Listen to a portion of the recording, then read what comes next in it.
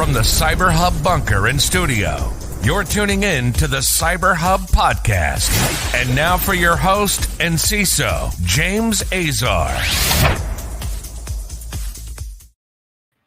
Well, here we are again, folks. Happy Monday. I hope everyone had an amazing, magnificent, interesting, fun weekend. I know I did, right? We got some rest. We got some breaks here and there. Log4J still going on. A lot of stuff going on Friday around Log4J. A lot of stuff going on around the weekend for this specific vulnerability, which we'll be talking about today. Also, a U.S. federal agency compromised in another APT attack. We'll talk about China targeting the transportation sector. And finally, I have an apology to make. I do. I'll be making my apology at the end of the show. All right. So I am man enough to admit when I am wrong. I challenge someone, and when I'm proven wrong, I'm all for it. So we'll talk about that and a lot more on this morning's show. Good morning to Chris. Good morning to Matt, who are joining us on YouTube. Good morning to everyone watching us on LinkedIn, Facebook, YouTube, Twitter, and Twitch. I hope you're having an unbelievably magnificent day. I know there's a lot to talk about today, so we'll get to that here in just a moment. But before we do, a shout out to our friends over at KnowBe4 who are supporting the show, and without their support, this show would not be possible. I also want to give a special shout out because this is a short week. Christmas is on Friday. Our last show, kind of talking about all the stuff, will be Wednesday. Thursday, I'm going to be doing a special episode, and then we're off for the holiday. So, good stuff. And then next week, we'll be doing all countdowns all year long, what's been going on. I'll have a bunch of guests on. It's going to be awesome. So without further ado, let's grab a cup of coffee. We're drinking this morning. I've got my amazing, lovely, beautiful double espresso. It is my pride and joy. Good morning to Bob Henderson, who's joining us. Bob, this is my lovely double espresso. Whatever you're drinking, make it yours. Coffee cup, cheers. Let's get into what's going on. First of all, let's talk about Log4J. There's an update, there's a patch, and a lot more. So when Log4J happened last week, we had a patch come out. That was 2.15. Then midweek last week, we had another patch come out, 2.16. We're now at 2.17. All right. So this comes after CISO has issued an emergency directive. The emergency directive talks about mitigating the Apache Log4J vulnerability. There's a ton of information on that. The entire link to the directive can be seen on our website and in the show notes, by the way. So go check that out. Once the vulnerable systems have identified, agencies are required to either install available Log4J patches, apply mitigation, or remove the affected software altogether. This all needs to be carried out by the end of the workday on December 23rd. It's worth noting that CV 2021-44228 has been added to the CISO catalog of known exploits vulnerability, which compels federal civilian agencies to take immediate action. The binding operational directive BOD 2201, which the agency issued in early November when it announced the catalog, is there as well. There's a new high severity DOS vulnerability, CV 2021-45105. Since the disclosure, there's been a bunch of other CVEs come out. This is the latest. The Log4j developers released another update, version 2.17.0, to address this CVE. It's a high-severity vulnerability that can be exploited for denial of service attacks by sending specially crafted requests.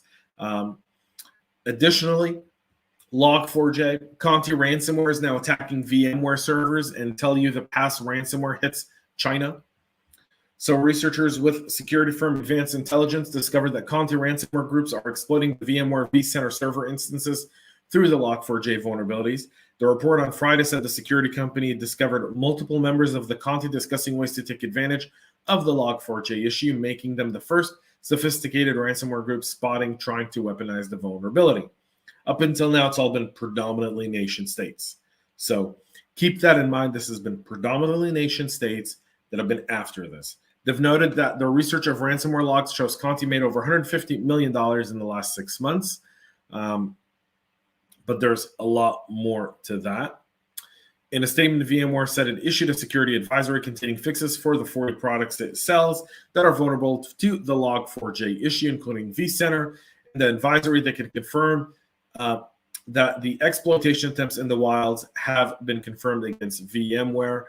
Also, researchers in China have identified the the past ransomware being used in attacks against Windows and Linux devices using the Log4J in the mainland as well. So someone is hitting China just as much as we are getting hit here. Good morning, Steve Martin. 3 times the espresso needed today after this weekend. Yeah, a lot of people did a lot of holiday shopping. People are tired today. People are tired. And this is going to be a short week, and people are already on vacation mode. We'll move to our next story, not Log4J related. A U.S. federal agency has been compromised in a suspected APT attack.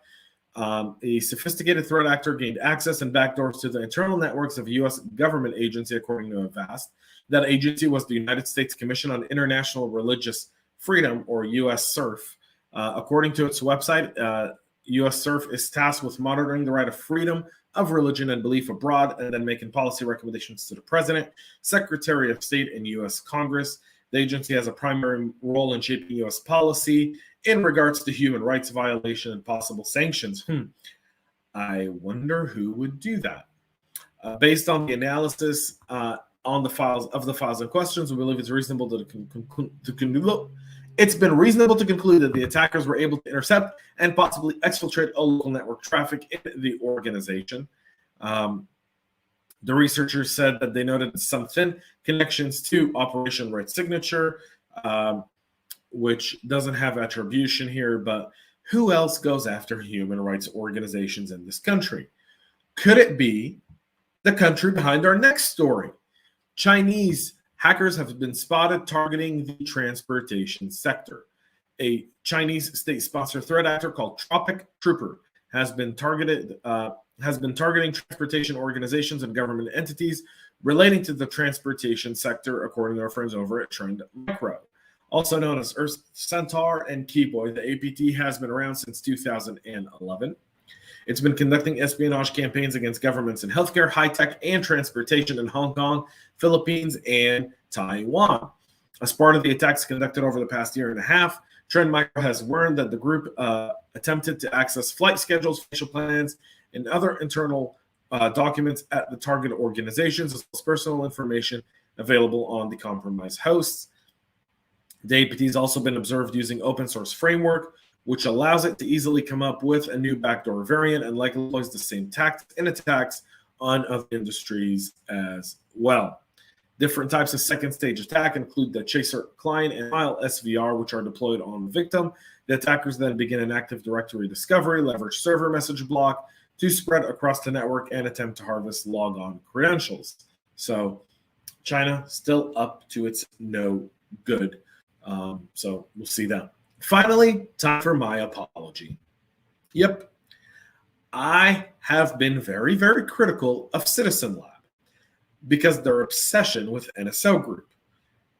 Over the time, I've questioned their motives.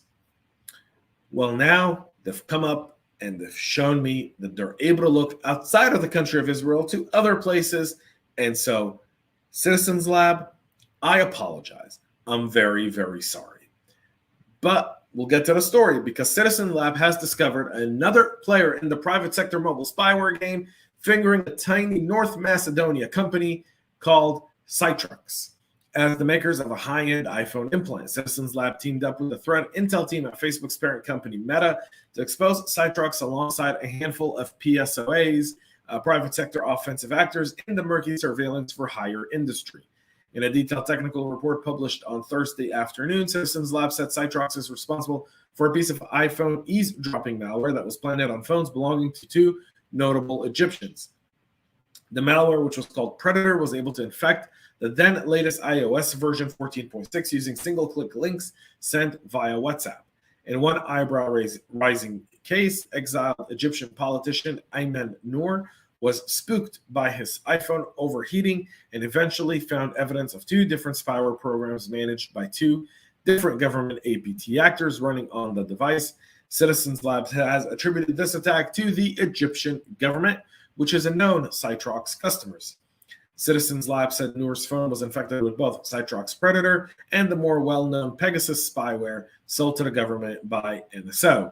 So they may have just ran into this all on their own, but at least they're looking somewhere else for a change, which is good because they are trying to be the internet police when it comes to spyware used by governments on devices. So we'll see how long that lasts for and how effective that is. Folks, that's it for our practitioner brief here today. We'll be back with a lot more tomorrow. Until then, go patch your Log4J 2.17.0 is out. If you haven't patched it over the weekend, make sure that gets done today. Also, continue to mitigate.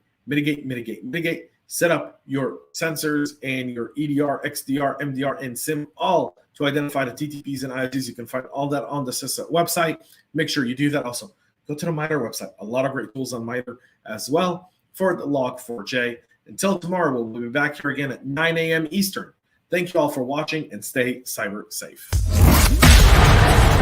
We love feedback, so make sure to connect with us on social media and subscribe to our podcast on your favorite podcast listening platform.